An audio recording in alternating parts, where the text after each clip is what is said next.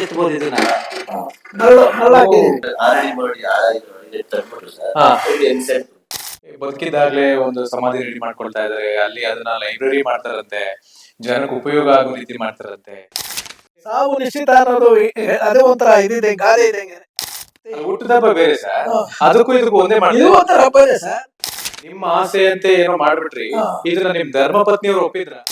5 ಜನ ಮಕ್ಕಳಾದಾಗ್ಲೂ ನನ್ ಭಾರ ಅನಿಸ್ತಿಲ್ಲ. ನಾನ್ ಬುದ್ಧಿವಂತ ಆಗಿದ್ದೀನಿ, ನನ್ನ ಮಕ್ಕಳು ಬುದ್ಧಿವಂತರಾಗಿ ಆಗ್ತಾರೆ. ಬಡವ್ರು ಕಂಡ್ರೆ ಸ್ವಲ್ಪ ದಯೆ ಇರ್ಬೇಕು, ನನ್ನ ಸಂಬಂಧಿಕರು ಕಂಡ್ರೆ ದಯೆ ಇರ್ಬೇಕು. ಗಾಂಧೀಜಿಯವ್ರು ಮಾಡ್ಕೋತೇನೆ, ನಾನೇ ಮಾಡ್ಕೋಬಾರ್ದು ಅಂತ ಹೇಳಿ 25 ವರ್ಷದಿಂದ ನಾನು ಮಾಡ್ಕೋತೇನೆ. 25 ವರ್ಷದಿಂದ ಸಲೂನ್ ಹೋಗೇ ಇಲ್ಲ. ಹೋಗೋದಿಲ್ಲ. ನಿಂತ್ಕೊಂಡು ಎಲ್ಲಿ ಮನೆ ನೋಡ್ಕೊಂಡು ಟ್ರೈ ಮಾಡ್ಕೋತೇನೆ. ಸ್ವಲ್ಪ ಹೆಚ್ಚು ಕಮ್ಮಿ ಆದ್ರೆ ತಾನೇ ಯಾಕೆ ಕೇಳಕ್ ಬರ್ತಾರೆ ಸರ್?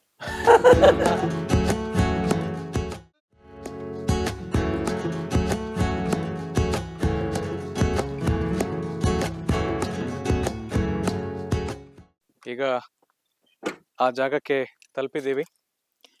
ನನಗೆ ತುಂಬ ಕ್ಯೂರಿಯಾಸಿಟಿ ತುಂಬ ಇದೆ. ನಿಮಗೆ ಎಷ್ಟಿದೆಯೋ ಅದಕ್ಕಿಂತ ಹೆಚ್ಚಿಗೆ ಇದೆ. ಯಾಕೆಂದರೆ ಒಂದು ಹಳ್ಳಿಯಲ್ಲಿ ಹುಟ್ಟಿ ಇಂತಹ ಯೋಚನೆಗಳು ಎಲ್ರಿಗೂ ಬರೋಕ್ಕೆ ಸಾಧ್ಯ ಇಲ್ಲ. ಸಮಾಜದಲ್ಲಿ ಏನಾದರೂ ಒಂದಿಷ್ಟು ಬದಲಾವಣೆಯನ್ನು ತರಬೇಕು, ಏನಾದರೂ ಒಂದು ಒಳ್ಳೇದು ಮಾಡಬೇಕು ಅನ್ನುವಂತಹ ಮನಸ್ಥಿತಿ ಇರ್ತಕ್ಕಂಥವ್ರಿಗೆ ಮಾತ್ರ ಇಂತಹ ಯೋಚನೆಗಳು ಬರೋಕ್ಕೆ ಸಾಧ್ಯ. ಬನ್ನಿ, ಅವ್ರಿಗೆ ಈ ಯೋಚನೆಗಳು ಯಾಕೆ ಬಂತು, ಏನೆಲ್ಲ ಮಾಡಿದ್ದಾರೆ, ಅದೆಲ್ಲವನ್ನು ಕೂಡ ನಾನು ತೋರಿಸ್ತೇನೆ. ಇಲ್ಲೇ ಇದ್ದಾರೆ ಪುಟ್ಟಸ್ವಾಮಿ ಅವರು. ಸರ್ ನಮಸ್ಕಾರ, ಹೇಗಿದ್ದೀರಿ? ನಮಸ್ತೆ, ಹಾರ್ದಿಕ ಶುಭಾಶಯ ಸರ್. ನಮಸ್ತೆ ಸರ್, ಹೇಗಿದ್ದೀರಿ ಸರ್? ಆರೋಗ್ಯವಾಗಿದ್ದೀವಿ.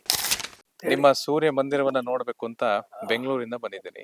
ಹಾಗೆ ನಮ್ಮ ಎಲ್ಲಾ ವೀಕ್ಷಕರಿಗೂ ಕೂಡ ತೋರಿಸ್ಬೇಕು, ನಿಮ್ಮನ್ನ ಪರಿಚಯ ಮಾಡ್ಬೇಕು, ನಿಮ್ಮ ಉದ್ದೇಶಗಳನ್ನ ತಿಳಿಸ್ಬೇಕು ಅನ್ನೋದು ನನಗೆ ಒಂದಿಷ್ಟು ನಿಮ್ಮ ಬಗ್ಗೆ ಕ್ಯೂರಿಯಾಸಿಟಿ ತುಂಬಾ ಹೆಚ್ಚಾಗಿದೆ. ಎಸ್ ಸರ್, ನಮ್ಮ ವೀಕ್ಷಕರಿಗೆ ಒಂದಿಷ್ಟು ನಿಮ್ಮ ಪರಿಚಯವನ್ನ ಮಾಡ್ಕೊಡ್ಬೋದಾ? ನನ್ನ ಹೆಸರು ಪುಟ್ಟಸ್ವಾಮಿ ಅಂತ, ರಿಟೈರ್ಡ್ ಸೂಪರಿಂಟೆಂಡೆಂಟ್ ಇಂಜಿನಿಯರ್. ನನ್ನ ನೇಟಿವ್ ಪ್ಲೇಸ್ ಇದೆ ಒಳಗೆರೆ ಮೆಣಸ ಅಂತ. ಈಗ ನಾನು ನಿಂತಿರೋ ಜಾಗ ಏನಿದೆಯೋ ಇದು ನಮ್ಮ ತಂದೆ ತಾಯಿಗಳು ಉಪಯೋಗಿಸಿದಂತ ಜಾಗ. ಈಗ ನಮ್ಮ ಅಣ್ಣನ ಮಗ ಅದನ್ನ ನೋಡ್ಕೊಳ್ತಾ ಇದ್ದಾರೆ. ಇಲ್ಲಿ ಬಂದಾಗ ಏನ್ ಗೊತ್ತಾ, ನನ್ನ ಜೀವನದಲ್ಲಿ ದೇವರುಗಳು ಅದ್ರ ಬಗ್ಗೆ ಎಲ್ಲ ಪೂಜೆಗಳು, ಸಾವಿರಾರು ಜನ ಪೂಜೆ, ಲಕ್ಷಾಂತರ ದೇವರುಗಳು ಕೊಟ್ಟೆ ಅಂತದಾಗ ಇದನ್ನೆಲ್ಲ ಸಿಂಕ್ರನೈಸ್ ಮಾಡಿ ಒಬ್ಬ ದೇವರಿದ್ದು ಎಲ್ಲ ಪ್ರಪಂಚಕ್ಕೆ ಅನುಕೂಲ ಆದರೆ ಒಳ್ಳೇದಲ್ವಾ? ಇದೇನು ಯಾಕಂದ್ರೆ ಅವ್ರವ್ರಲ್ಲೇ ಜಗಳ ಇದು ಮೇಲು ಕೀಳು ಅನ್ನೋ ಭಾವನೆಗಳೆಲ್ಲ ಇರೋದ್ರಿಂದ ಅದು ಯೋಚನೆ ಮಾಡ್ತಾ ಇದ್ದೆ. ಹಾಗೆಲ್ಲ ಸರಿ ಆದಾಗ ಆವಾಗ ಬಂದಿದ್ದು ಯೋಚನೆ ಏನು ಗೊತ್ತೇ, ಯಾರು ಒಬ್ಬರೇ ಇರೋಕ್ಕೋ ದೇವ್ರು ಯಾರಿರಕ್ಕೆ ಸಾಧ್ಯ? ಆದರೆ ಎಲ್ಲರಿಗೂ ನಿತ್ಯ ಸಹಾಯ ಮಾಡ್ತಕ್ಕಂಥ ಭಗವಂತ ಅಂದರೆ ಯಾರು? ಸೂರ್ಯ ಭಗವಾನ್ ಹೇಳಿದ್ರೆ ಅವನ ಸಹಾಯ ಇಲ್ಲದೆ ಯಾರು ಬದುಕಿರೋಕ್ಕೂ ಸಾಧ್ಯವಿಲ್ಲ. ಜೀವರಾಶಿ ಇರ್ಬೋದು, ಅದು ಇದು ದ್ರವ್ಯರಾಶಿ ಇರ್ಬೋದು, ಘನರಾಶಿ ಇರ್ಬೋದು, ಯಾವುದೇ ಒಂದು ವಸ್ತು ಅವನ ಆಶ್ರಯ ಅಥವಾ ಅವನ ಅಭಿಲಾಷೆ ಇಲ್ಲದೆ ಇದ್ರ ನಡೆಯೋಕ್ಕೆ ಸಾಧ್ಯವಿಲ್ಲ. ಇವತ್ತು ಯಾವಾಗ ಬಂದದ್ದು, ಯಾವ ಥರ ಬಂದ ಸೂರ್ಯ ಭಗವಾನ್ ಅಂತೆಲ್ಲ ಹಿಸ್ಟ್ರಿ ಓದಿದಾಗ ಅವನು ಹೇಗೆ ನಮಗೋಸ್ಕರ ಅವ್ನು ಇದ್ದಾನೆ ಅಂತ ಹೇಳ್ಕೊಂಡು ನಾವು ಅವ್ನು ಏನೂ ಮಾಡ್ತಾ ಇಲ್ಲ ಹೇಳೋದಾದ್ರೆ, ಅವ್ನು ನಮ್ಮ ನಿತ್ಯ ಅವನಿಲ್ಲದೆ ಇದ್ರೆ ಏನು ನಡೆಯೋದೇ ಇಲ್ಲ. ಆ ಥರ ಪರಿಸ್ಥಿತಿಲಿ ನಾವು ಬದುಕ್ತಾ ಇದ್ದೀವಿ. ಆದ್ರೂ ಎಲ್ಲಾ ದೇವರುಗಳು, ಕಲ್ಲು ದೇವರುಗಳನ್ನ ನಾವು ಅಷ್ಟೊಂದು ಪೂಜೆ ಮಾಡ್ತಾ ಇದ್ದೀವಿ. ನಾವು ಮೂರ್ಖಾಸ್ನ ಪ್ರಯೋಜನ ನೇರವಾಗಿ ಏನು ಪಡೆಯೋದಿಲ್ಲ. ಅದೇನು ಈ ಪರೋಕ್ಷವಾಗಿ ಅದೇನು ಬರ್ತಾ ಇದೆಯೋ ನನಗೆ ಗೊತ್ತಿಲ್ಲ, ಏನು ಪಡ್ಕೊಂಡಿದ್ದಾರೆ ಅಂತ ಹೇಳಿ ಯಾರೇ ಆಗಲಿ. ಆದರೆ ಇವನು ಪ್ರತಿನಿತ್ಯ ಪ್ರತಿ ನಿಮಿಷದಲ್ಲೂ ಸಹ ಅವನ ಸಹಾಯ, ಅವನ ಇದು ನಮ್ಗೆ ಇದೆ. ಅಂದ್ರೆ ಈಗ ನೀವು ಮಾಡಿರುವಂತದ್ದು ಸೂರ್ಯ ಮಂದಿರ. ಇದು ಸೂರ್ಯ ಮಂದಿರ.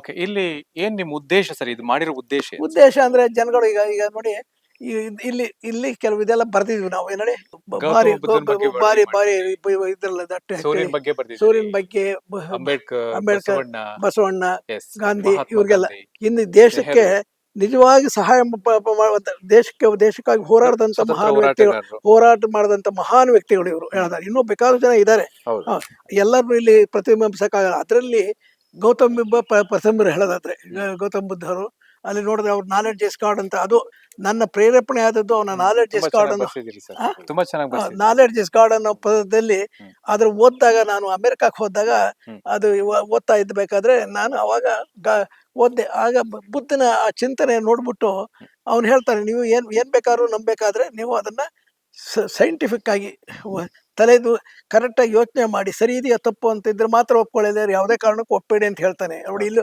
ಒಂದು ಡೀಟೇಲ್ನು ಸಹ ಇಲ್ಲಿ ಬರೀಲಾಗಿದೆ. ಗೌತಮ್ ಬುದ್ಧರ ಡೀಟೇಲ್ ಅವರ ಏನ್ ಹೇಳಿದ್ದಾರೆ ಅಕಾಲದಲ್ಲಿ ಅಂತ. ಅದು 2,500 ವರ್ಷದಿಂದ ಹೇಳಿದಂತ ಒಂದು ಮಹಾನ್ ವ್ಯಕ್ತಿ. ಇಂಥದ್ದು ಇದನ್ನ ಆಮೇಲೆ ಉಳಿದವರೆಲ್ಲ, ಈಗ ಸಪೋಸ್ ಬುದ್ಧ ಆದ್ಮೇಲೆ ಬುದ್ಧ, ಗಾಂಧಿ ಇರ್ಬೋದು. ಗಾಂಧಿ ಹೇಳ್ತಾರೆ ಸತ್ಯವೇ ನನ್ನ ದೇವರು ಅಂತಾರೆ, ಟ್ರೂತ್ ಇಸ್ ಮೈ ಗಾಡ್ ಅಂತ. ಯಾರೋ ಕೇಳಿದ್ರು ಬಂದು ಅವ್ರಿಗೆ ಭೇಟಿ ಮಾಡಕ್ ಬಂದಾಗ ಅವ್ರನ್ನ, ಸರ್ ನೀವು ಯಾವ ದೇವ್ರ ಪೂಜೆ ಮಾಡ್ತಾ ಇದ್ದೀರಿ ಅಂತ ಗಾಂಧೀಜಿ ಅವ್ರನ್ನ ಕೇಳಿದಾಗ ಟ್ರೂತ್ ಇಸ್ ಮೈ ಗಾಡ್ ಅಂತ ಹೇಳ್ತಾರಂತೆ. ಅಂದ್ರೆ ಓಕೆ. ಯಾವ ದೇವ್ರು ಇಲ್ಲಪ್ಪ, ನಾನು ಸತ್ಯವನ್ನ ನಾನು ನಂಬಿಟ್ಟು ನಾನು ಬದುಕ್ತಾ ಇದ್ದೀನಿ ಅಂತ ಹೇಳ್ತಾರೆ ಅಂತ ಮಹಾತ್ಮ. ಹ್ಮ್. ನಮಗೋಸ್ಕರ ಹೋರಾಡದಂತ ವ್ಯಕ್ತಿ. ಹ್ಮ್. ಇವತ್ತೇನಾದ್ರು ಒಳ್ಳೆ ತರದಲ್ಲಿ ನಾವೇನಾದ್ರು ಆರೋಗ್ಯ ಎಲ್ಲದ್ರ ಬದುಕ್ತಾ ಅವನ ಅವನ ಚಟುವಟಿಕೆಗಳು, ಅವನ ಆಶಯ, ಅವನ ಹೋರಾಟ, ಅದು ಅಲ್ದ ಎಲ್ಲರನ್ನೂ ಅಷ್ಟು ಇದು ಮಾನಸಿಕವಾಗಿ ನೋಡಿದ್ರು ಅಷ್ಟು ಶಕ್ತಿಶಾಲಿ ಕಾಣದೇ ಇದ್ರು ದೈಹಿಕವಾಗಿ ಹ್ಮ್.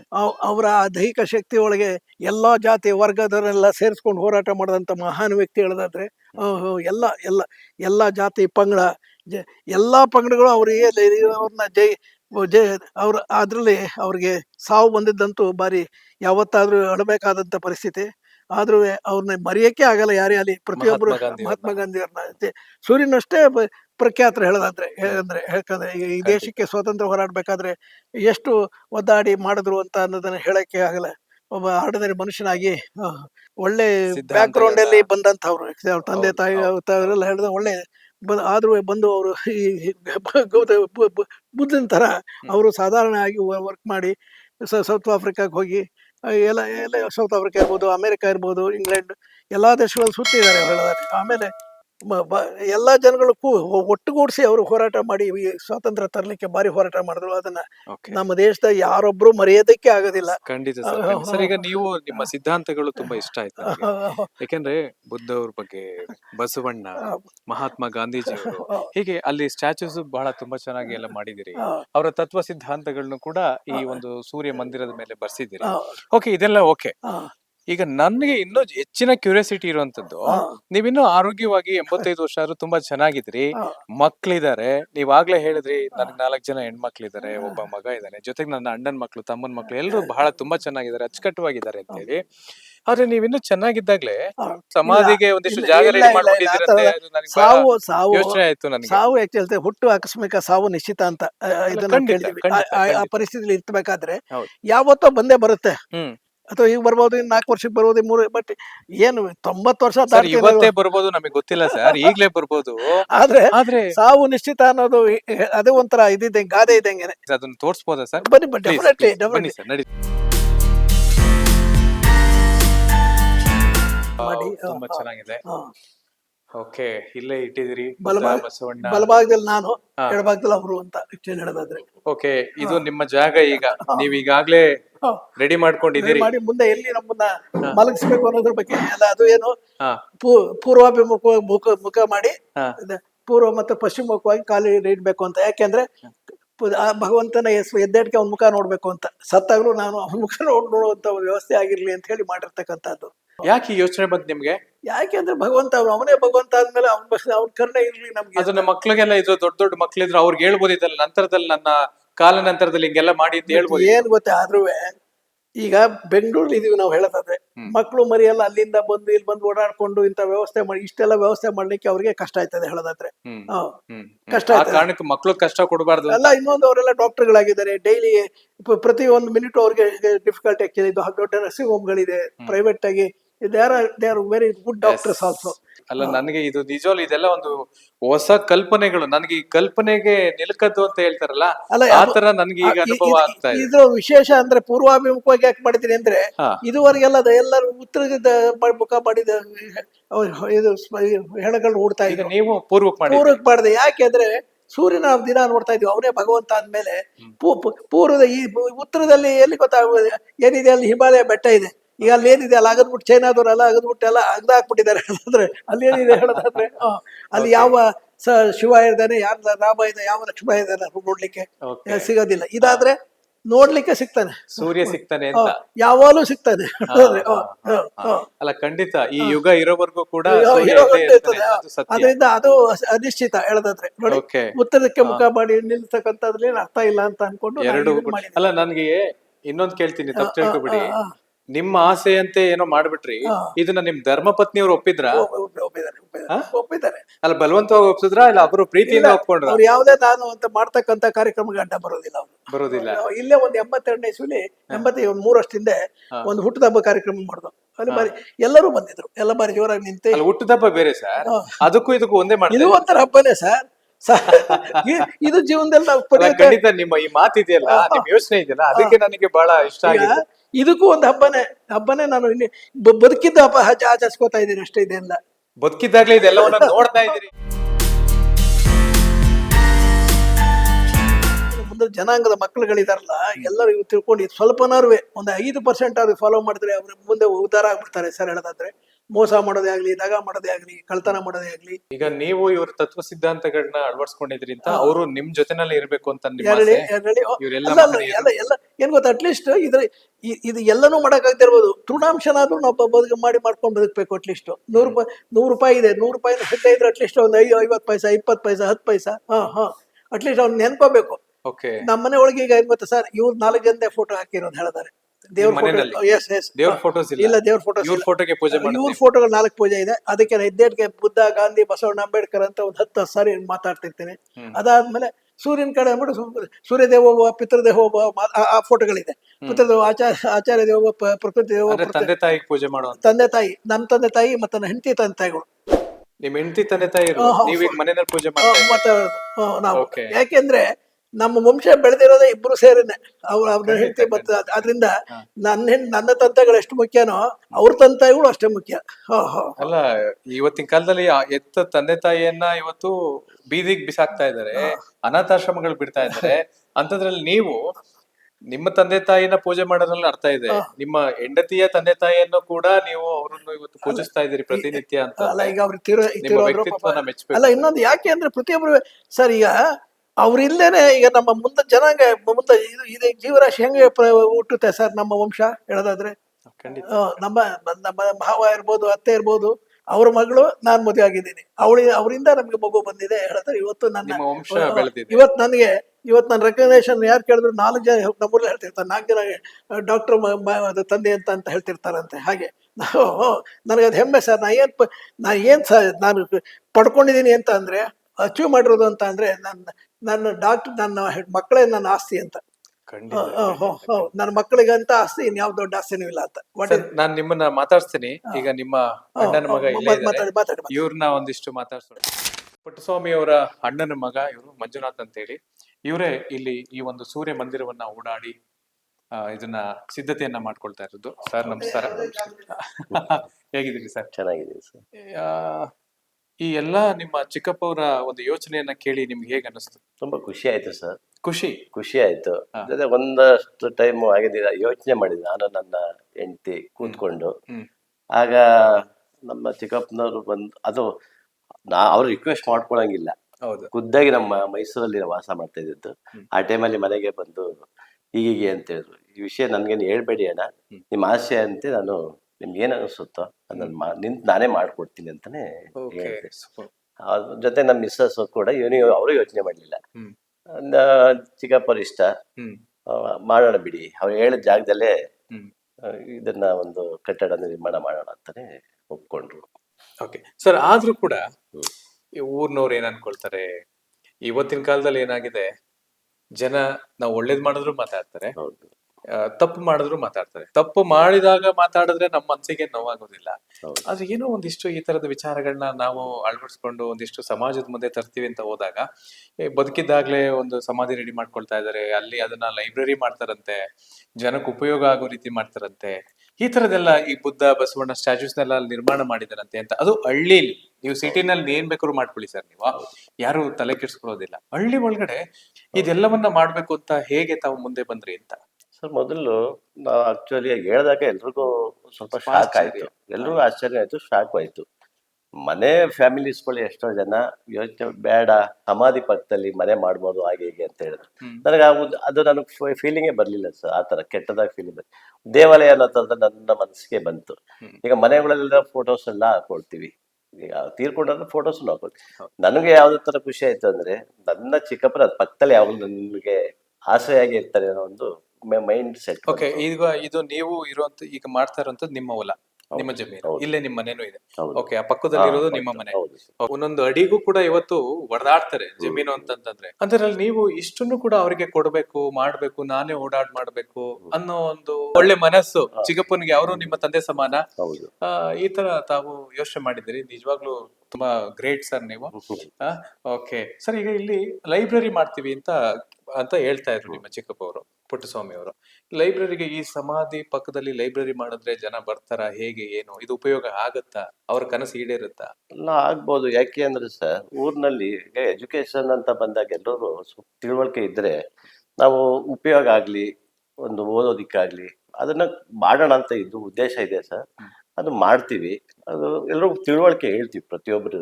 ಇದು ಆತರ ಸಮಾಧಿ ಅಂದ್ರೆ ಇದು ಆತರ ಮೈಂಡ್ ಸೆಟ್ ಬೇಡ. ಒಂದು ಕೂಲ್ ಆಗಿದೆ, ವಾತಾವರಣ ಚೆನ್ನಾಗಿದೆ, ಬಂದು ಇಲ್ಲಿ ನಿಮ್ಗೆ ಅನುಕೂಲ ಎಷ್ಟು ಬೇಕಷ್ಟು ನಾವು ಮಾಡ್ಕೊಡ್ತೀವಿ. ನಮ್ಮ ಚಿಕ್ಕಪ್ಪವರು ಅದಕ್ಕೆಲ್ಲ ತುಂಬಾ ಸಹಕಾರ ಮಾಡ್ತಾರೆ. ನಿಮ್ಮ ಎಜುಕೇಶನ್ ಮುಂದಕ್ಕೆ ಯಾವುದೇ ತರದ ಅನುಕೂಲಗಳನ್ನ ಅವ್ರು ಮಾಡೋದಕ್ಕೆ ತುಂಬಾ ಇಷ್ಟಪಡ್ತಾ ಇದ್ದಾರೆ. ನಾನ್ ಜೊತೆಗಿರ್ತೀನಿ. ಅದನ್ನ ಸದುಪಯೋಗ ಪಡಿಸ್ಕೊಳ್ಳಿ ಇರುವಂತಹ ಒಂದು ವ್ಯವಸ್ಥೆಯನ್ನ ಬಳಸ್ಕೊಳ್ಳಿ ಅಂತ ನಾನು ಅವ್ರಿಗೆ ವಿದ್ಯಾರ್ಥಿಗಳಿಗೆ ತಾವು ಹೇಳುವಂಥದ್ದು. ಅದು ತಿಳಿ ಹೇಳಿ ಅವ್ರಿಗೆ ನಾವು ಸ್ವಲ್ಪ ಮದತ್ ಮಾಡಿದ್ರೆ ಅವರು ಮುಂದೆ ಯೋಚನಾ ಶಕ್ತಿ ಬೇರೆ ತರ ಬದಲಾಗ್ಬೋದು ಅನ್ನೋ ಒಂದು ಉದ್ದೇಶ ನಮ್ಮ. ಪುಟ್ಟಸ್ವಾಮಿ ಅವರ ಯೋಚನೆಗೆ ತಕ್ಕಂತೆ ನೀವು ಕೂಡ ಕೈ ಜೋಡಿಸಿದಿರಿ. ಹೌದು. ನಿಮ್ಗೆ ದೇವ್ರು ಒಳ್ಳೇದ್ ಮಾಡ್ಲಿ. ನಿಮ್ಮೆಲ್ಲ ಅವರ ಆಸೆಗಳು ತಕ್ಕಂತೆ ನಿಮ್ಮ ಆಸೆಗಳು ಕೂಡ ಈಡೇರ್ಲಿ ಅಂತ ನಾನು ಬಯಸ್ತೇನೆ. Thank you very much sir. ಬನ್ನಿ, ಈಗ ಪುಟ್ಟಸ್ವಾಮಿ ಅವರು ಇನ್ನು ಬಹಳಷ್ಟು ಇದ್ರ ಬಗ್ಗೆ ಮಾತಾಡ್ತಾರೆ, ಅವ್ರ ಜೊತೆ ಮಾತಾಡೋಣ.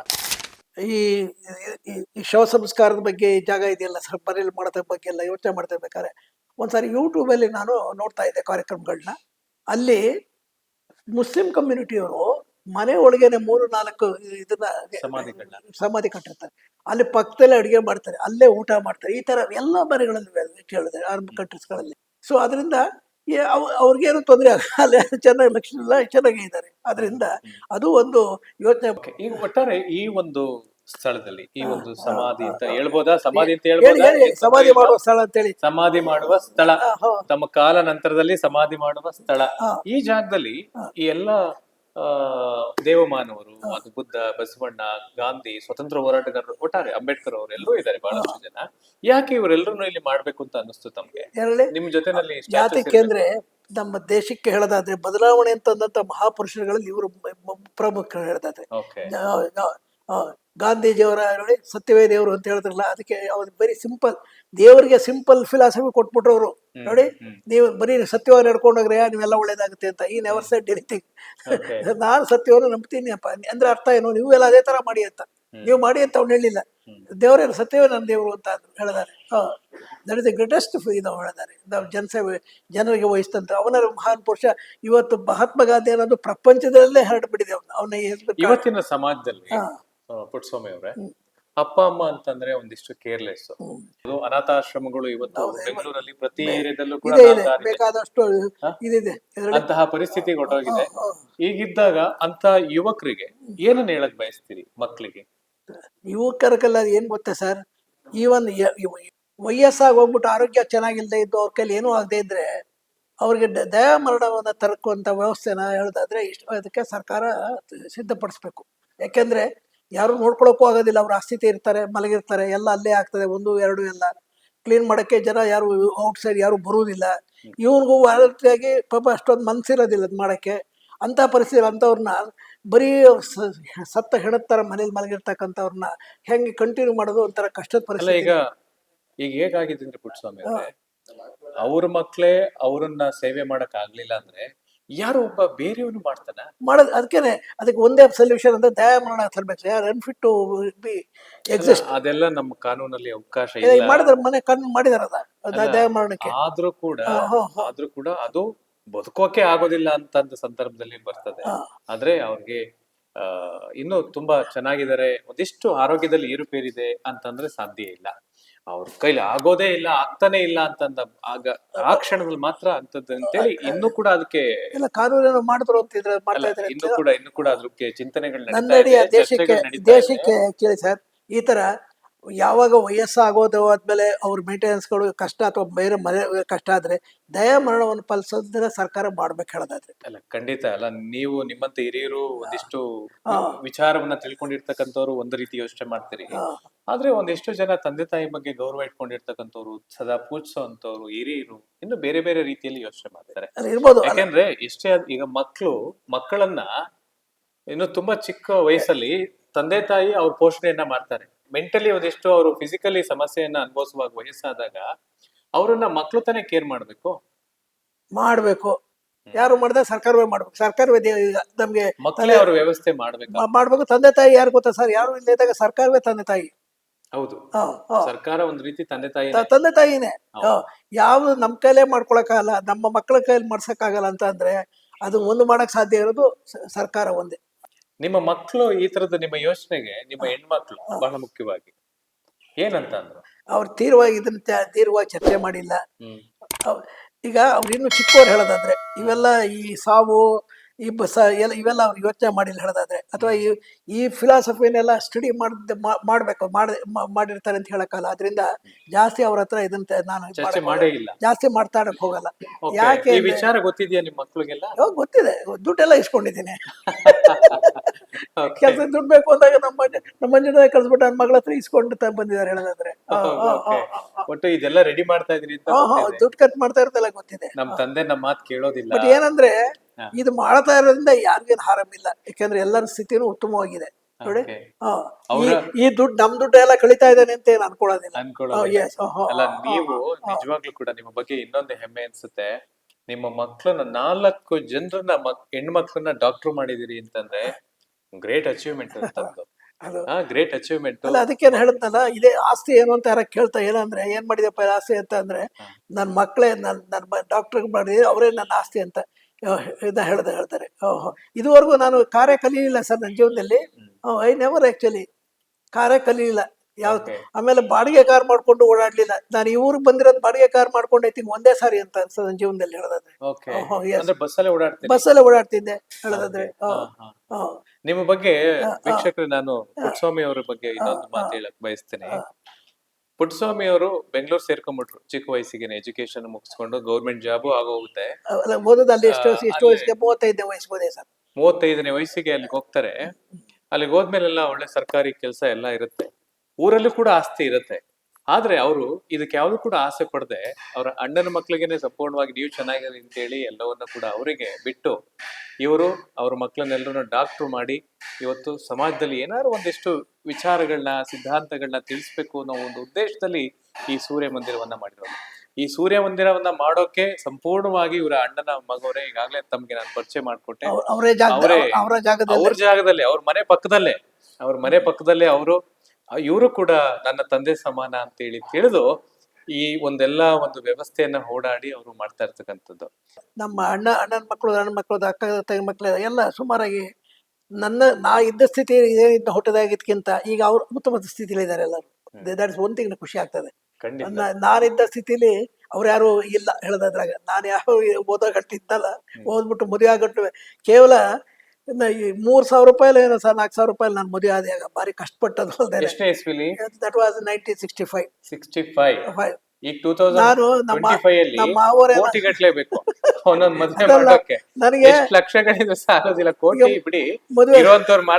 ಮದುವೆ ಖರ್ಚಿಗೆ ಒಂದು 10,000 ಕೊಡ್ತಾರೆ ಹಾಗೆ ಅಂತ ಅನ್ಕೊಂಡು ನಾನು ಮನಸ್ಸಲ್ಲಿ ಅನ್ಕೊಂಡೆ. ಈಗ ಪ್ರತಿಷ್ಠೆ ಮದುವೆಗಳು ಅಂದ್ರೆ ನನ್ನ ಜೀವನದಲ್ಲಿ ಆತರ ಈಗ ಎಲ್ಲರೂ ಮಕ್ಕಳು ಈಗ ನೋಡಿ, ನಮ್ಮ ಅಣ್ಣ ಮಗ ಎಲ್ಲ ಇವರು ಎಲ್ಲ ಕ್ವಾಲಿಫೈಡ್ ಫೆಲೋ, ಇವ್ರ ಅಣ್ಣನು ಅವನು ಆತರ ಅವನು ಎಕ್ಸಿಕ್ಯೂಟಿವ್ ಆಗಿದ್ದವರು. ಎಲ್ಲರೂ ಸ್ವಲ್ಪ ಒಳ್ಳೆ ಅಷ್ಟೋ ನನ್ನ ಕೈಲಿ ಅಷ್ಟೋ ಟೈಮ್ ಮೇಲೆ ಸಹಾಯ ಮಾಡಿದಾಗ ಮಾಡಿದ್ದೀನಿ ಹೇಳ್ಕೊಳ್ದೆ ಇದ್ರು. ಒಂದಿಷ್ಟು ಎಲ್ಲ ವಿದ್ಯಾವಂತರು ಅದಕ್ಕೆಲ್ಲ ಎಲ್ಲ ವಿದ್ಯಾವಂತರಾಗ್ತಾ ಇದಾರೆ, ಬೆಳಿತಾ ಇದಾರೆ. ಈಗ ನಿಮ್ಮ ಅಣ್ಣನ ಮಗ ಮಂಜುನಾಥ್, ನಿಮ್ಮ ಮಗನ್ಗೆ ಏನನ್ನ ಹೇಳಕ್ ಬಯಸ್ತೀರಿ? ಇದನ್ನ ಯಾವ ತರ ಕಾಪಾಡ್ಕೋಬೇಕು, ಹೇಗಿರ್ಬೇಕು ಅಂತ ಹೇಳ್ತೀರಿ? ಏನೇನೆಲ್ಲ ಬೇಕು ಅನ್ನೋದನ್ನ ಅವ್ರಿಗೆ ಹೇಳಿ. ಅವನೇನ್ ಗೊತ್ತಾ, ಇಲ್ಲೇ ಬಂದು ಈಗ ಮನೆ ಮಾಡಿದಾನೆ. ನೀನು ಮೈಸೂರಲ್ಲಿ ಇರೋದ್ಕಿಂತ ಬಂದು ಇದೇ ಮನೇಲಿ ಉಳ್ಕೊಳಪ್ಪ. ಅವಾಗ ಏನ್ ಗೊತ್ತಾ, ಇದು ನೋಡ್ಕೊಳ್ಳೋದು ಬಾರಿ ಸುಲಭವಾಗ್ತದೆ ಅಂತ. ಅಂದ್ರೆ ನಿಮ್ದು ಒಂದ್ ಇಲ್ಲಿ ದುರಾಸೆ ಇದೆ ನೋಡಿದ್ರ. ಇಲ್ಲಿ ಈ ಒಂದು ಇವರ ಒಂದು ಸಮಾಧಿ ಜಾಗವನ್ನ ನೋಡ್ಕೊಳಕ್ಕೋಸ್ಕರ ಅವ್ರ ಅಣ್ಣನ ಮಗಂಗೆ ನೀನ್ ಮೈಸೂರು ಬೇಡಪ್ಪ ಇಲ್ಲೇ ಬಾ ಅಂತ. ಇಲ್ಲ, ಈಗ ಜಮೀನು ನೋಡ್ಕೊಳಂಗ ಆಯ್ತದೆ, ಆದಾಯ ಜಾಸ್ತಿ ಮಾಡ್ಕೋಬಹುದು. ಒಂದೇನಿರುತ್ತೆ, ದಿನ ಅಲ್ಲಿಂದ ಇಲ್ಲಿ ಓಡಾಡುತ್ತೆ, ಪೆಟ್ರೋಲ್ ಖರ್ಚು ಕಾರಲ್ಲಿ, ಇಲ್ಲಿ ಬರೋ ಸಂಪಾದನೆ ಎಲ್ಲ ಅದಕ್ಕೆ ಹೊರಟೋಗ್ತದೆ ಹೇಳೋದಾದ್ರೆ. ಆಮೇಲೆ ಈಗ ಮಗ ಒಬ್ಬ ಇದ್ದಾನೆ, ಅವನ್ನ ಅಲ್ಲಿ ಏನಾದ್ರು ಮಾಡಿ ಅವನು ಕೆಲ್ಸಕ್ಕೆ ಸರ್ ಮಾಡ್ಬೇಕು. ಗಂಡ ಹೆಂಡ್ತೀರಿ ಇಲ್ಲಿಗೆ ಬಂದ್ರೆ ಒಳ್ಳೇದು. ಇದೊಂದಕ್ಕೆಲ್ಲ ಅವನು ಜಮೀನ್ ನೋಡ್ಕೊಳಕ್ಕೆ ಆಗಲಿ, ಈಗ ಮನೆ ಅಲ್ದರ ಮನೆ ಕಟ್ಲೇಬೇಕಾಗಿರ್ಲಿಲ್ಲ. ಈ ಮನೆ ಕಟ್ಟಿದಾನೆ ಈಗ ಲಕ್ಷಾಂತರ ರೂಪಾಯಿಂದು. ಅದೇನ್ ಮಾಡ್ತೀರಾ ಮನೇನದ ಗೆಸ್ಟ್ ರೂಮ್ ಕಾಪಾಡ್ಕೋಬೇಕು. ಅಲ್ಲ ಇದನ್ನ ಎಲ್ಲಿವರೆಗೆ ಅಂದ್ರೆ ಇನ್ಯಾರಾದ್ರೂ ಅಲ್ಲ ಮುಂದೇನಾದ್ರೂ ವ್ಯವಸ್ಥೆಯಲ್ಲಿ ಸನ್ಯಾಸಿಗಳು ಯಾರು ಈ ತರ ಇದನ್ನೇ ಸೂರ್ಯ ಫಿಲಾಸಫಿನ ಎಕ್ಸ್ಪ್ಲೈನ್ ಮಾಡ್ಕೊಂಡು ನಾವು ಮೇಂಟೈನ್ ಮಾಡ್ತೀವಿ ಅನ್ನೋದೇ ಆದ್ರೆ ಏನೋ ಇದ್ರೆ ಅದಕ್ಕೂ ಒಂದು ವ್ಯವಸ್ಥೆ ಮಾಡೋ ಯೋಚನೆ ಮಾಡ್ತೀನಿ. ಓಕೆ. ನೀವೇನಾರು ಅಂತ ಹುಡುಕ್ತೀರಾ ನೋಡಿ. ಅಂದ್ರೆ ಈ ಜಾಗದಲ್ಲಿ ಇಲ್ಲಿ ಇದ್ದು ಇಲ್ಲ ಎಲ್ಲ ಪಕ್ಕದಲ್ಲೇ ಒಂದು ರೂಮ್ ನಿಮ್ಗೆ ಕಟ್ಸ್ಕೊಟ್ಟು ಒಂದು ಲ್ಯಾಬೆಟ್ರಿ ಎಲ್ಲ ಕಟ್ಸಿ ಮಂಜುನಾಥ್ ಅವರು ಅವಾಗ ಈಗ ಇದನ್ನ ನೋಡ್ಕೊಳ್ದಲ್ಲೇ ಅಲ್ಲಿ ಬಂದಂತ ಸನ್ಯಾಸಿಗಳನ್ನೂ ನೋಡ್ಕೋಬೇಕಾಗ್ತದೆ. ಅಲ್ಲ ಆಗೋ ವ್ಯವಸ್ಥೆ ಮಾಡೋದು ಅವ್ರಿಗೆ ಬೇಕಾದಷ್ಟು ತಿಂಗಳಿಗೆ ಇರ್ಲಿ ನೋಡೋಣ, ಈ ಕಾರ್ಯಕ್ರಮ ಬೇಕಾದ್ರೆ ಇಷ್ಟಪಟ್ಟು ಬಂದ್ರೆ ಸನ್ಯಾಸ ಅಂದ್ರೆ ಇದು ನಿಮ್ಮ ಕಾಲ ನಂತರದಲ್ಲಿ, ಈಗಲ್ಲ ನಿಮ್ಮ ಕಾಲ ನಂತರದಲ್ಲಿ ಬಂದ್ರೆ ಅದನ್ನು ಯೋಚನೆ ಮಾಡ್ಬೋದು. ಬೇಕಾದ್ರೆ ಇವನೇ ಇರ್ಬೇಕು ಅಂದ್ರೆ ಇವನಿದ್ರೆ ಇವನೇ ಮಾಡ್ಬೇಕು ಅಂತಲ್ಲ, ಇವನು ಬೇಕಾದ್ರೆ ಬಸ್ ಸ್ಟ್ಯಾಂಡ್ ಅಂತ ಇಟ್ಕೊಂಡ್ರು ಒಳ್ಳೇದೇನೆ ಆ ಟೈಮ್ಗೆ. ಅದಕ್ಕೇನಾಗುತ್ತೋ ಅದಕ್ಕೆ ಕಂಟಿನ್ಯೂಸ್ ಆಗಿ ಮೇಂಟೈನ್ ಎಷ್ಟು ಈಗ ಇಲ್ಲಿ ಬುಕ್ಸ್ ಎಲ್ಲ ಎಷ್ಟು ತರಿಸ್ತಾ ಇದ್ದೀರಿ? ಎಲ್ಲ ನೋಡೋಣ. ಈಗ ಮನೇಲೆ ನಮ್ಮ ಮನೇಲೆ ಈಗ 100-200 ಪುಸ್ತಕ ಇದೆ. ಇನ್ನು ಎಷ್ಟು ಬೇಕೋ ನೋಡ್ಕೊಂಡು ಯಾವ್ದು ಬೇಕು ಅಂತ ಕೇಳ್ಕೊಂಡು ಅಂತ ಪುಸ್ತಕ ಎಲ್ಲಿ ಅನುಕೂಲ ಆಗೋದು. ಅಟ್ಲೀಸ್ಟ್ ಏನ್ ಗೊತ್ತೇ, ಯಾರು ಮುಂದೆ ಪುಟ್ಟಸ್ವಾಮಿಗಿಂತಲೂ ಇನ್ನೂ ಮೇಲಾದ ನಾಲೆಡ್ಜ್ ಇರ್ತಕ್ಕಂಥವ್ರು, ಚಿಂತನೆ ಇರ್ತಕ್ಕಂಥವ್ರು ಇದನ್ನ ನೋಡಕ್ ಬರ್ತಾರೆ ಅಂತ ನಾನು. ಅಲ್ಲ, ನನಗೆ ಈಗಲೂ ಅದೇ ಕ್ಯೂರಿಯಾಸಿಟಿನಲ್ಲಿ ನಾನು ಬಂದಿದ್ದು. ನನಗೆ ಆ ಪತ್ರಿಕೆನಲ್ಲಿ ನಾನು ನೋಡಿದೆ ಆರ್ಟಿಕಲ್. ಈಗಾಗ್ಲೇ ಪುಟ್ಟಸ್ವಾಮಿ ಅನ್ನೋರು ಕೇರ್ಪೇಟೆ ತಾಲೂಕಲ್ಲಿ ಈ ಮೆಣಸ ಅನ್ನೋ ಒಂದು ಗ್ರಾಮದಲ್ಲಿ ಈಗಾಗ್ಲೇ ಸಮಾಧಿ ಜಾಗನೆ ಫಿಕ್ಸ್ ಮಾಡ್ಕೊಂಡು ಸೂರ್ಯ ಮಂದಿರ ಅಂತ ಮಾಡ್ತಾ ಇದಾರೆ ಅಂತ ನೋಡಿ ನನಗೆ ಶಾಕ್ ಆಯ್ತು. ಇನ್ನು ತುಂಬಾ ಚೆನ್ನಾಗಿದ್ದಾರೆ. ಆಮೇಲೆ ರಿಪೋರ್ಟರ್ ಫೋನ್ ಮಾಡಿ ಕೇಳಿದೆ ಏನೇ ಆಯ್ತು ಅಂತ ಹೇಳಿ. ಅವರು ಹೌದು ಸರ್, ಇನ್ನು ಆರೋಗ್ಯವಾಗಿ ತುಂಬಾ ಚೆನ್ನಾಗಿದ್ದಾರೆ, ಈಗಾಗ್ಲೇ ಅದನ್ನ ರೆಡಿ ಮಾಡಿದ್ದಾರೆ. ಈಗಾಗ್ಲೇ ಅದೇ ಜಾಗದಲ್ಲಿ ನನ್ನ ಸಮಾಧಿ ಮಾಡ್ಬೇಕು ಅಂತ ಈಗಾಗ್ಲೇ ರೆಡಿ ಮಾಡಿಸಿದ್ದಾರೆ. ಅದು ಇದೇ ತಿಂಗಳು ಉದ್ಘಾಟನೆನೂ ಕೂಡ ಆಗ್ತಾ ಇದೆ ಅಂತೆ ಆ ಸೂರ್ಯ ಮಂದಿರ ಅಂತ ಹೇಳಿದ್ರು. ಓಕೆ, ಏನು ಉದ್ಘಾಟನೆ ಯಾವ ತರ ಮಾಡ್ತಾ ಇದ್ರಿ? ಯಾವ ತರ ಅಂದ್ರೆ ಅದೇ ಯಾರ ಇದ್ರ ಬಗ್ಗೆ ಆಸಕ್ತಿ ಇರ್ತಕ್ಕಂಥವ್ರನ್ನ ಯಾರನ್ನಾದ್ರೂ ಇನ್ವೈಟ್ ಮಾಡೋಣ ಅಂತ. ಸ್ವಾಮೀಜಿಗಳನ್ನ ಕರೆಸ್ತೀರಾ? ಸ್ವಾಮೀಜಿಗಳ ವಿಚಾರವಂತರನ್ನ ಕರೆಸ್ತೀರಾ? ವಿಚಾರವಂತರನ್ನ ಸ್ವಾಮೀಜಿ ಕರ್ಸಲ್ಲ. ಯಾಕಂದ್ರೆ ಅವ್ರು ಒಂದು ಯಾವ್ದೋ ಫಿಲಾಸಫಿ ಅಡ್ಜಸ್ಟ್ ಆಗ್ಬಿಟ್ಟಿರ್ತಾರೆ. So I don't want to bring them. Okay, ಇದೆಲ್ಲ ಯಾಕೆ ಬೇಕಿತ್ತು ಸ್ವಾಮಿ ಅವರೇ? ಎಲ್ಲ ಸೂರ್ಯನ ಬೈಯಕ್ ಶುರು ಮಾಡ್ತಾರೆ ಬೇಕಾದ್ರೆ. ಅಲ್ಲ, ಇದೆಲ್ಲ ಯಾಕೆ ಮಾಡಿದ್ರಿ ಪುಟ್ಟಸ್ವಾಮಿ ಅವರೇ? ಇದೇ ದುಡ್ಡನ್ನ ನಮಗೆ ಕೊಟ್ಟಿದ್ರೆ ಏನೋ ಒಂದ್ ಸಮಾಜಕ್ಕೆ ಒಂದ್ ಒಳ್ಳೇದ್ ಮಾಡ್ತಾ ಇದ್ವಲ್ಲ. ಮಕ್ಕಳು ಓದಿಸೋದಕ್ಕೆ ಸ್ಕೂಲ್ ಗೀಲ್ ಕಟ್ಟಿ ಏನೋ ಹೇಳ್ತಾರೆ ಬೇಕಾದ್ರೆ. ಯಾವ್ದೋ ಒಂದ್ ದೊಡ್ಡ ಕಾರ್ ತಗೋತಿದ್ದು, ದೊಡ್ಡ ಕಾರ್ ಪ್ರೆಸೆಂಟ್ ಮಾಡ್ಬೋದಿತ್ತಲ್ಲ ಹಾಗೆ ಅಂತ ನಿಮ್ ನೆನಪಾಗಿ ಇಟ್ಕೊಳ್ತಾ ಇದ್ವಿ ಅಂತ. ನಿಮ್ಮ ಆಚಾರ ವಿಚಾರಗಳು, ನಿಮ್ಮ ಯೋಚನೆಗಳೇ ಬೇರೆ. ಅದ್ರ ಚೇಂಜ್ ಇಲ್ಲ. ನೀವು ಬದಲಾಗೋದೇ ಇಲ್ಲ. ನೀವು ಮನೆಯವ್ರನ್ನೇ ಬದಲು ಮಾಡಿರೋರು. ನೀವು ಯಾರು ನಿಮ್ಮನ್ನ ಕೇಳೋಕೆ ರೆಡಿ ಇಲ್ಲ. ಯಾರು ಕೇಳೋದಿಲ್ಲ. ನೀವೇನ್ ಮಾಡ್ತಿರೋ ಮಾಡಿ ಅಂತ ಸಂಪೂರ್ಣವಾಗಿ ಫ್ರೀಡಮ್ ಕೊಟ್ಬಿಟ್ಟಿದ್ದಾರೆ. ಈಗ ದುಡ್ಡು ಕಾಸೆಲ್ಲ ಎಷ್ಟು ಖರ್ಚು ಮಾಡಿದ್ರು ಏನು ಕೇಳೋದಿಲ್ಲ.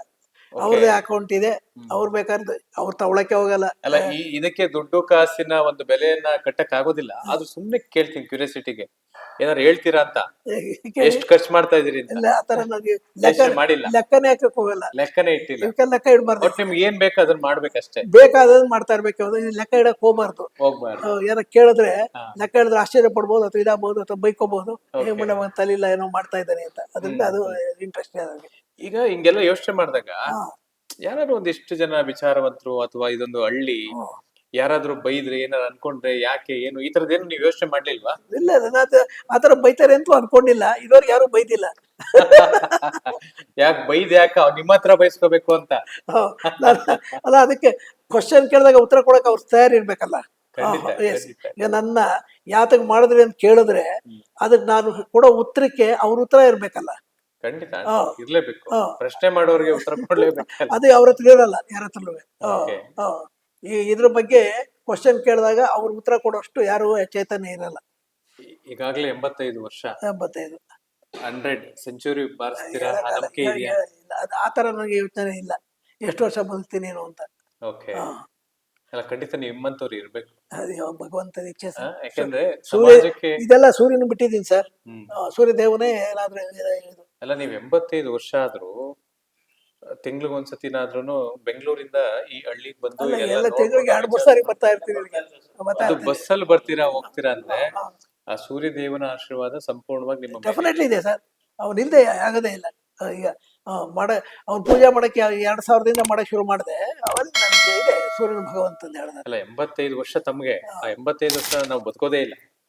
ಯಾಕಂತೀನಿ? ಯಾಕೆಂದ್ರೆ ಇವತ್ತಿನ ಇರ್ತಕ್ಕಂಥ ಕಾಲಘಟ್ಟದಲ್ಲಿ ನಾವು ಈ ಪೊಲ್ಯೂಷನ್, ಈ ಟೆನ್ಷನ್, ಈ ವರ್ಕ್, ಈ ಎಲ್ಲ ಒಂದು ಫುಡ್, ನಾವು ತಿಂತಾ ಇರ್ತಕ್ಕಂಥ ಪ್ರತಿ ದಿನದ ಫುಡ್, ಇದೆಲ್ಲವೂ ನಮ್ಮನ್ನ ಹಿಂಡಿ ಇಪ್ಪೆ ಮಾಡ್ತಿಲ್ಲ. ಏನಿದೆ ಸರ್, ಫುಡ್ ಸಿಸ್ಟಮ್. ಬೆಳಗ್ಗೆ ಹೊತ್ತು 2 ಪೀಸ್ ಬ್ರೆಡ್, 1 ಬಾಳೆಹಣ್ಣು ನೀವು ತಗೊಳ್ಳೋದು. ಆಮೇಲೆ ಒಂದಿಷ್ಟು 1-2 ಚಪಾತಿ ಕೊಡ್ತಾರೆ ನೋಡಿ, ಇಡ್ಲಿ ಮಾಡಿದ್ರೆ ಅಥವಾ ಅನ್ನ ಒಂದಿಷ್ಟು ಏನಿದ್ರೆ. ಮಧ್ಯಾಹ್ನ ಟೈಮ್ ಒಂದಿಷ್ಟು ಅನ್ನ, ಒಂದು ಚಪಾತಿ ತರಕಾರಿ ಒಂದಿಷ್ಟು ಮುಗಿದೋಯ್ತು. Okay. ರಾತ್ರಿ ಹೋಗಿ ಏನಂತ ಅಂದ್ರೆ 2 ಇದು ಹೇಳಿ ಚಪಾತಿ ಒಂದು ಚಪಾತಿ ಒಂದು ಮೊಟ್ಟೆ. ಮೊಟ್ಟೆಗೆ ಇದು ಮಾಡ್ಕೊಡ್ತಾರೆ, Okay, ಆಮ್ಲೆಟ್ ಆಮ್ಲೆಟ್ ಅದೇ ಇದನ್ನೆಲ್ಲ ಮಾಡಿ ಕೊಡ್ತಾರೆ ಅಷ್ಟೇ. Okay, ಅದೇ super. ಫುಡ್ ನನ್ನ ಸಿಸ್ಟಮ್ ಪ್ರತಿದಿನ. ಅಷ್ಟೇ. ಓಕೆ, ನನಗೆ ಇನ್ನೊಂದು ವಿಚಾರ ಗೊತ್ತಾಯ್ತು. ಏನ್ ಏರ್ ಕಟಿಂಗ್ ಎಲ್ಲ ನೀವೇ ಮಾಡ್ಕೊಳ್ತೀರಾ? ಹೌದು, ಡೆಫಿನೆಟ್ಲಿ. ಇದಾಗಲೇ 22,000ದಿಂದ ಅಂತ ಇಟ್ಕೊಳ್ಳಿ. ಹಾ. ಇದು ಹೆಂಗೆ ಅಂತಂದ್ರೆ ಗಾಂಧೀಜಿಯವರ ಫಿಲಾಸಫಿ ಮೇಲೆ ಇದು ನಾನು ಅದಕ್ಕೆ ನಾನು ಯಾಕೆ ಅದಕ್ಕೂ ಇದಕ್ಕೂ ಹೆಂಗ್ ಲಿಂಕು? ಹೆಂಗೆ ಅಲ್ಲ, ಅವರು ಸೌತ್ ಆಫ್ರಿಕಾಕ್ಕೆ ಹೋದಾಗ ಅಲ್ಲಿ ನಮ್ಮ ಇಂಡಿಯನ್ಸ್ಗಳು ಮತ್ತೆ ಅಲ್ಲಿ ಜನಗಳು ಕೆಲವರೆಲ್ಲ ಹಿಂದುಳಿದ ಜನಾಂಗ ಅಂತ ಏನ್ ಹೇಳ್ತಾರೋ ಅಥವಾ Okay. ಅಂತವ್ರಿಗೆ ಅಲ್ಲಿ ಕ್ಷೌರಿಕರು ಅವ್ರು ಕ್ಷೌರ ಮಾಡೋದಕ್ಕೆ ಇಚ್ಛೆ ಪಡ್ತಿರ್ಲಿಲ್ವಂತ. ನಮ್ಮ ಜನಕ್ಕೆ. ಈ ಜನಕ್ಕೆ ಅಥವಾ ಕೆಳ ವರ್ಗದ ಜನಕ್ಕೆ ಅಂತ ಓಕೆ. ಅನ್ಕೊಂಡು. ಅದಕ್ಕೆ ಅವಾಗ ಗಾಂಧೀಜಿಯವರು ಬಾರಿ ಜನಕ್ಕೆ ರಿಕ್ವೆಸ್ಟ್ ಮಾಡ್ಕೊಂಡ್ರಂತೆ, ಏನೂ ಆಗ್ಲಿಲ್ವಂತೆ. ಅವರೇ ಖುದ್ದಾಗಿ ಎಲ್ಲರನ್ನು ಕರೆದು ಬನ್ರಪ್ಪ ಅಂತ ಹೇಳಿ ಕರೆದು ಅವರೇ ಅವ್ರಿಗೆಲ್ಲ ತಲೆಯಿಂದ ಮಾಡ್ತಿದ್ರು. ಓಕೆ, ಇದೆಲ್ಲ ಇದೆಯಾ? ಇದು ಮಾಡಿದಾರೆ ಅವರು ಗಾಂಧೀಜಿ. ನೀವು ಕೂದಲು ಕಟಿಂಗ್ ಮಾಡ್ಕೊಳ್ಳೋದ್ರ ಹಿಂದೆ ಇಷ್ಟೆಲ್ಲ ವಿಚಾರ ಇದು ಅದಾದ್ಮೇಲೆ ಹಾ. ನಾನು ಅವ್ರು ಗಾಂಧೀಜಿಯವ್ರು ಹೆಂಗ್ ಮಾಡ್ಕೋತಿದ್ ನಾನು ಯಾಕೆ ಮಾಡ್ಕೋಬಾರ್ದು ಅಂತ ಹೇಳಿ 25 ವರ್ಷದಿಂದ ನಾನು ಮಾಡ್ಕೋತಾ ಇದ್ದೀನಿ. ನೀವು 25 ವರ್ಷದಿಂದ ಸಲೂನ್ಗೆ ಹೋಗೇ ಇಲ್ಲ? ಹೋಗೋದಿಲ್ಲ ಹೋಗೋದೇ ಇಲ್ಲ ಸರ್. ಓ, ಅಲ್ಲ ಇದೆಲ್ಲ ದಾಡಿ ಮೀಸೆ ಎಲ್ಲ ಎಲ್ಲ ಕಟಿಂಗ್ ಎಲ್ಲ ಹೆಂಗ್ ಅರ್ಥ ಮಾಡ್ಕೊಳ್ತೀರಿ? ಮಾಡ್ಕೋತೀನಿ, ಏನು ಟ್ರಿಮ್ ಮಾಡ್ಕೋತೀನಿ ಸರ್. ಅದಕ್ಕೇನು ಸುಲಭ, ಅದೇನು ತೊಂದರೆ ಇಲ್ಲ. ಭಾಷಣ ಇಟ್ಕೊಂಡು ಹಿಂಗೆ ಅನ್ಕೊಂಡು ಎಲ್ಲಿ ಮನೆ ನೋಡ್ಕೊಂಡು ಟ್ರೈ ಮಾಡ್ಕೋತೀನಿ. ಸ್ವಲ್ಪ ಹೆಚ್ಚು ಕಮ್ಮಿ ಆದ್ರೆ ತಾನೇ ಯಾರು ಕೇಳಕ್ ಬರ್ತಾರೆ ಸರ್? ಯಾರು ಕೇಳ್ತಾರೆ? ಓಕೆ, ಇದ್ರ ಬಗ್ಗೆ ನಿಮ್ಮ ಪತ್ನಿ ಅಥವಾ ನಿಮ್ಮ ಮಕ್ಕಳು ಯಾಕಪ್ಪ ಸಲೂನ್ಗೆ ಹೋಗಿ ನೀಟಾಗಿ ಮಾಡಿಸ್ಕೊಂಬ, ನೀವ್ ಯಾಕೆ ಮಾಡ್ಕೊಳ್ತೀರಾ? ಕೇಳೋದಿಲ್ಲ. ಅದಕ್ಕೆ ಯಾಕೆ ಕೇಳೋದಿಲ್ಲ ಅಂದ್ರೆ ನಾನು ಕೇಳೋ ಕ್ವಶನ್ ಉತ್ತರ ಕೊಡಕ್ಕಾಗೋದಿಲ್ಲ, ಸುಳ್ಳು. ಅಲ್ಲ, ನೀವು ತುಂಬಾ ಓದಿದಿರಿ, ವಿಚಾರವಂತರು, ಒಪ್ಕೊಳ್ತೀವಿ. ಹಾಗಂತ ನೀವು ಇವೆಲ್ಲ ಏನೇನೋ ಮಾಡ್ತಾ ಇದ್ರೆ ಮನೇಲಿ ಸುಮ್ನೆ ನೋಡ್ಕೊಂಡು ಸುಮ್ನೆ ಇರ್ತಾರ? ಏನ್ ಮಾಡ್ತೀರಿ ಹೇಳಿ? ಸುಮ್ಮನೆ ಇರ್ತಾರೆ ಎಲ್ಲ.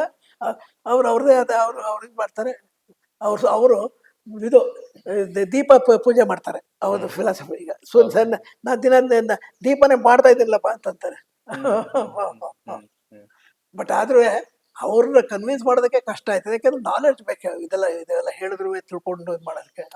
ಖಂಡಿತ. ಯಾಕೆಂದ್ರೆ ಅವರು ನೀವು ಏನೇ ಮಾಡಿದ್ರು ಕೂಡ ಮಟ್ಟಿಗೆ ಒಳ್ಳೇದ್ ಮಾಡ್ತೀರಿ ಅನ್ನೋ ಒಂದು ಮನಸ್ಸಿರೋದ್ರಿಂದ ಅವ್ರಿಗೆ ಹೌದೌದು. ಆಮೇಲೆ ಯಾವುದೇ ತೊಂದರೆ ಇಲ್ವಲ್ಲ ಸರ್, ಮಕ್ಕಳಿಗೆ ಊಟಕ್ಕಿಲ್ಲ, ತೊಂದರೆ ಇಲ್ಲ, ಒಳ್ಳೆ ಎಜುಕೇಶನ್ ಅದು ಯಾವ್ದು ಇಲ್ವಲ್ಲ. ಎಲ್ಲರಿಗೂ ಒಂದು ಸ್ಟೇಜ್ ಬಂದ್ಬಿಟ್ಟಿದಾರಲ್ಲ. ನಿಮ್ಮ ಕುಟುಂಬದ ಹಿನ್ನೆಲೆ ಏನು ಪುಟ್ಟಸ್ವಾಮಿ? ಹಿನ್ನೆಲೆ ಅಂದ್ರೆ ಹೇಳಿ. ನಿಮ್ಮ ತಂದೆ ತಾಯಿ ನಮ್ಮ ತಂದೆ ಹೆಬ್ಬೆಟ್ನವರು, ನಮ್ಮ ತಾಯಿ ಹೆಬ್ಬೆಟ್ನವರು. ನಮ್ಮ ತಂದೆ ಸ್ವಲ್ಪ ದಡ್ರು ಅಂತಲೇ ಹೇಳ್ಬೋದು. ಹೇಳಿದ್ರೆ ಇದರಲ್ಲಿ ನಮ್ಮ ತಾಯಿನೇ ಜ್ಞಾನವಂತರೆ. ಅವರು ಸ್ವಲ್ಪ ಅವರ ಹಿದ್ಲ ಕುಟುಂಬ ಇದೆಯಲ್ಲ, ಅವರ ತಂದೆ ತಾಯಿಗಳು ಅವ್ರು ಸ್ವಲ್ಪ ಮುಂದುವರೆದ ಕುಟುಂಬ ಅಂತ ಅನಿಸ್ತದೆ. ಅವರ ಜೀನ್ಸೇನೆ ನನಗೇನಾದ್ರು ಬುದ್ಧಿಶಕ್ತಿ ಬಂದಿರೋದು ಜೀನ್ಸ್ ಹೇಳೋದಾದ್ರೆ. ಈಗ ಅದು ಆ ತರ ಜೀನ್ಸ್ ಇದ್ದಿದ್ರಿಂದಲೇ ನಾನು ಓದ್ತಾ ಇರ್ಬೇಕಾದ್ರೆ ನಮ್ಮ ಮಕ್ಕಳಿಗೆ, ನನಗೆ 5 ಜನ ಮಕ್ಕಳಾದಾಗ್ಲೂ ನನಗೆ ಭಾರ ಅನ್ನಿಸ್ಲಿಲ್ಲ. ನನಗೇನ್ ಗೊತ್ತೇ, ನಾನ್ ಬುದ್ಧಿವಂತ ಆಗಿದ್ದೀನಿ, ನನ್ನ ಮಕ್ಕಳು ಬುದ್ಧಿವಂತರಾಗೇ ಆಗ್ತಾರೆ ಅಂತ ನಂಬಿಕೆ ಇತ್ತು. ಹೇಳ್ತಾರೆ ಹಾಗೆ ಆಗ್ತಾರೆ ಅಂತ ಹೇಳಿ. ಕಾನ್ಫಿಡೆನ್ಸ್ ಲೆವೆಲ್ ಮೆಚ್ಚಲೇಬೇಕು. ಎಲ್ಲ ಬುದ್ಧಿವಂತರಾಗಿ ಆಗ್ತಾರೆ ಅಂತ. That was actually different. ನಾನು ಸುಮಾರಾಗಿತ್ತು ಬುದ್ಧಿವಂತ. ಇಲ್ಲಿ ಈ ಮ್ಯಾಥಮೆಟಿಕ್ಸ್ ಅಲ್ಲಿ 96 ತೆಗೆದಿದೆ. ದಟ್ ವಾಸ್ ರೆಕಾರ್ಡ್ ಆಕ್ಚುಲಿ ಇಲ್ಲಿ ಹೇಳಿದಾರೆ ಹೈಸ್ಕೂಲಲ್ಲಿ. ಆಮೇಲೆ ನನಗೆ ಬಂದ್ಬಿಡ್ತು ಹೇಳಿದಾರೆ ಐ ಆಮ್ ಇಂಟೆಲಿಜೆಂಟ್ ಅಂತ ಅನ್ಕೊಂಡು. ನಾನು ಪ್ರೈಮರಿ ಸ್ಕೂಲಾಗ ಓದ್ಲಿಲ್ಲ ಸರ್. 5ನೇ ಕ್ಲಾಸ್ನ ಡೈರೆಕ್ಟ್ ಆಗಿ ನಾನು ಎಂಟ್ರಾದೆ 5ನೇ ಕ್ಲಾಸ್ಗೆ.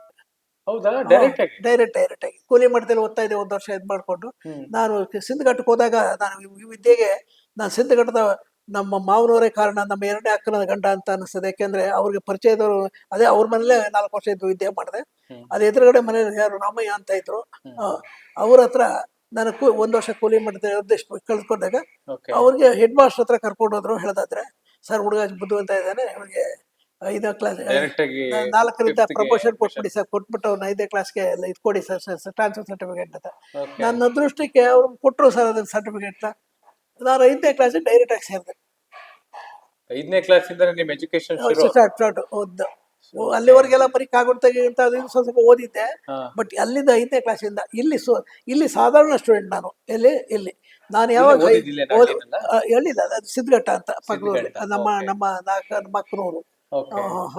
ಅಲ್ಲಿ ಸುಮಾರಾಗಿ ಇಂಟೆಲಿಜೆಂಟ್ ಆಗಿದ್ದೆ. ಬಟ್ ಫೈನಲಿ SLC ಬಂದಾಗ ನನ್ನ ಇಂಟೆಲಿಜೆನ್ಸ್ ಒಂಥರ ಬ್ಲಾಸ್ಟ್ ಆದಂಗೆ ಆಗೋಯ್ತು ಸರ್ ಹೇಳಿದಾರೆ. ನಾನು ಇಂಟೆಲಿಜೆಂಟ್ ಅನ್ನೋದು ಅನ್ನೋದಕ್ಕೆ ಶುರು ಆಯ್ತಾಗ. Okay. ಆಗ ನಾನು ಒಳ್ಳೆ ಪಾಸ್ ತೆಗೆದೆ, ಇದು ಮಾಡಿದೆ, ಹೈ ಫಸ್ಟ್ ಕ್ಲಾಸ್ ಬಂದೆ. ಆಮೇಲೆ ಇಂಟರ್ಮೀಡಿಯೇಟ್ ಹೋದೆ, ಅಲ್ಲಿ ಅಲ್ಲಿ ಮಾಡಿದೆ, ಫಸ್ಟ್ ಕ್ಲಾಸ್ ಅಲ್ಲಿ ಪಾಸ್ ಆದೆ. BE ಮಾಡಿದೆ, ಹಾಗೆ ಒಟ್ಟಿಗೆ ಹೋಗಿ ನೀವು ಓದಿದ್ದು engineering? Engineering national of engineering ಮೈಸೂರಲ್ಲಿ ಓದಿದೆ. ಮೈಸೂರಲ್ಲಿ ನೀವು ಎಜುಕೇಶನ್ ಮುಗಿಸಿದ್ರಿ? ಎಕ್ಸಿಕ್ಯೂಟಿವ್ ಮೆಂಬರ್ ಆಗಿ ಸೆಲೆಕ್ಟ್ ಆಗಿದ್ದೆ. ಆಮೇಲೆ ಡಿಪಾರ್ಟ್ಮೆಂಟ್ ಇರ್ಬೇಕಾದ್ರೂ ನಾನು ಅಸೋಸಿಯೇಷನ್ ಯಾವಾಗ, ಯಾವ ಇಸ್ವಿ ನೀವು ದಟ್ ಓದಿದ್ದು? ವಾಸ್ 1963. 63. ಆಗ್ಲೇ ನಿಮ್ಮ ಹವಾ ನಡೀತಾ ಇತ್ತು ಕಾಲೇಜಲ್ಲಿ? ಅದು ಕಾಲೇಜಲ್ಲಿ ನಾನು ಫೈನಲ್ ಇಯರ್ಲಿ ನನ್ನ ಬಿಡದೆ ಇದು ಮಾಡಿದ್ರು ಅಂತ ಅಷ್ಟೇ ಮೆಂಬರ್ ಮಾಡಿದ್ರು? ಮೆಂಬರ್ ಮಾಡಿದ್ರು. ಅದಕ್ಕೆಲ್ಲಕ್ಕಿಂತ ಹೇಳಿದಾಗ ನಾನು ಡಿಪಾರ್ಟ್ಮೆಂಟಲ್ಲಿ ನಾನು ಸೂಪರಿಂಟೆಂಡೆಂಟ್ ಆಗಿದ್ದೆ, ಅದಕ್ಕಿಂತ ಎಕ್ಸಿಕ್ಯೂಟಿವ್ ಟೈಮಲ್ಲಿ ನಮ್ಮ ಅಸೋಸಿಯೇಷನ್ ಪ್ರೆಸಿಡೆಂಟ್ ಮಾಡಿದ್ರು ನನ್ನ. 4 ವರ್ಷ ಪ್ರೆಸಿಡೆಂಟ್, 3 ವರ್ಷ, 2 ವರ್ಷ ವೈಸ್ ಪ್ರೆಸಿಡೆಂಟ್ ಆಗೆಲ್ಲ ಕೆಲಸ ಮಾಡಿದ್ದೀನಿ ಆ ಥರ. ಸೂಪರ್. ಅವತ್ತಿನ ಕಾಲದಲ್ಲೇ ನಿಮ್ಮ ಹವಾ ತುಂಬಾ ಜೋರಾಗಿತ್ತು. ಇವಾಗ ಆಗತ್ತಾ? ಇಲ್ಲ ಇಲ್ಲ, ಈಗ ಎಲ್ಲ ವಯಸ್ಸಾಯ್ತು ಬಿಡಿ, ಈಗ ಅದೆಲ್ಲ ಯೋಚನೆ ಮಾಡಕ್ಕೆ ಆಗಲ್ಲ. ಅಲ್ಲ, ಮನೆಯಲ್ಲಿ ನಡೆಸ್ತಾ ಇದೀರಲ್ಲ ಈಗ್ಲೂ? ಏನ್ ಮನೇಲಿ ಎಲ್ಲ ಒಳ್ಳೆ ತೊಂದರೆ ಇಲ್ಲ. ಮನೇಲಿ ಯಾವ್ದಕ್ಕೂ ಕೊರತೆ ಇಲ್ವಲ್ಲ ಸರ್.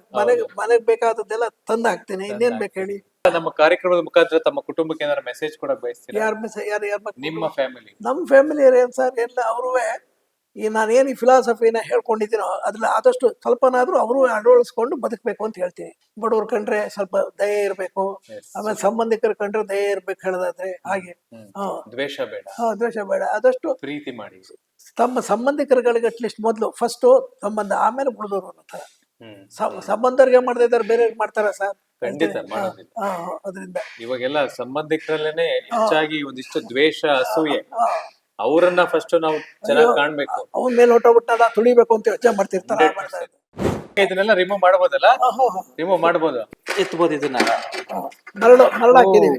ಅದು ಫುಲ್ ಎಷ್ಟು ಆಲ್ರೆಡಿ ಮಾಡಿ ಇದು ತಂದ್ಬಿಟ್ಟು ಸರ್, ಎಂಸೆಂಟ್ ಹಾಕಿದಿರಿ, ಮತ್ತೆ ಅದೆಲ್ಲ ರಿಮೂವ್ ಮಾಡೋದು? ಮತ್ತೆ ತೆಗೆದ್ಬಿಟ್ಟು ಮಣ್ಣು ಹಾಕೋದು.